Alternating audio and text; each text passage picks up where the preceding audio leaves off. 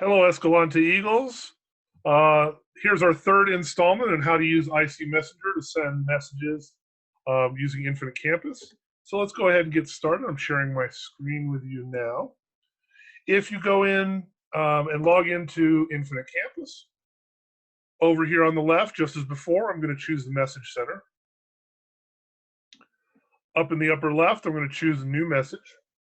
And from my message choosing screen, today I'm going to choose a grades message. Choose OK, user.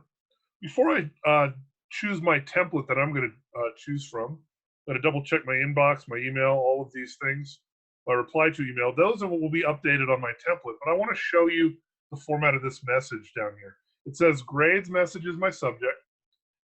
This will autofill the name of the student based on the grade that I send in, has earned a grade in the course. Now, for most of our courses at Escalante, the name of the course is this big old long string, science number 2876. And then at the end, if it's semester one, it has a capital letter A or a capital letter B if it's semester two. I've had parents in the past who have been confused. They get a message or a report card that says their student's getting a D or an F, but they read this message and they see science, and the last thing at the end of the word science is a capital A or a capital B, and they didn't think the student was having a problem. So you'll notice in my template, and I'm going to go ahead and choose an A message,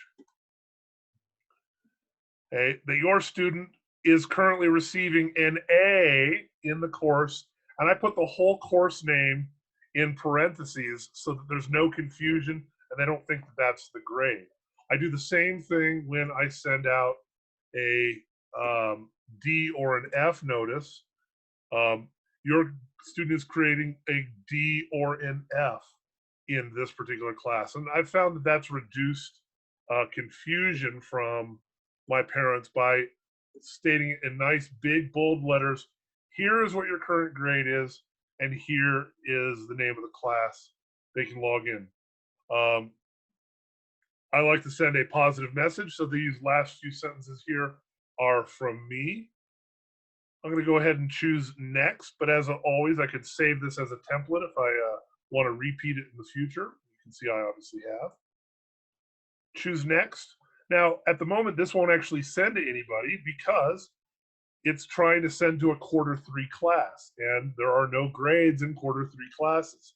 So I have to go in here to one of my quarter four or theoretically my quarter two classes. Those of you exploratory teachers who have a quarter long class could do quarter three or quarter one for the quarter long classes, but most of us have to do it in quarter four or quarter two because that's where all the semester grades are located. So I'm going to send this message out just because I feel like it. This is the class that's probably going to have the most A's. From here, I can choose who receives this message. I could actually just send a grades message and say, hey, go check your grades because it's been updated. But I personally like to send messages to very specific groups of students so they know if they need to make improvements or if they're missing things. So I'm only sending this message to students who are currently receiving an A in this class. And I do have to choose which grading tasks to send to.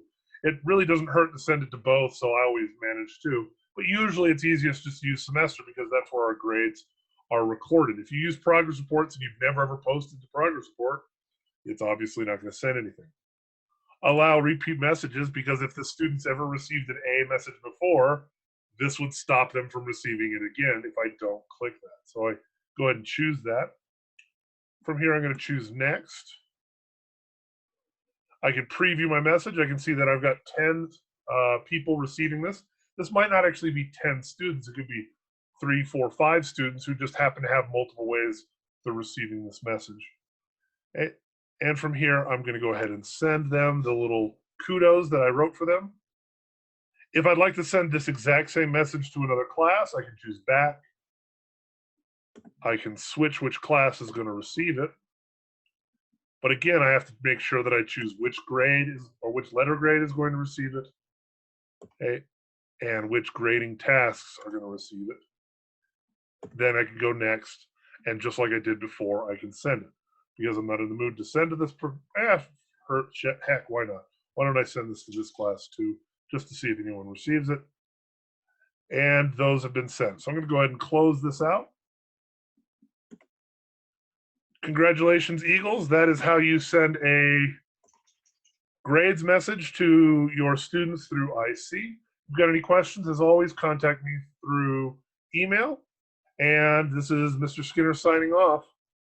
Caw-caw!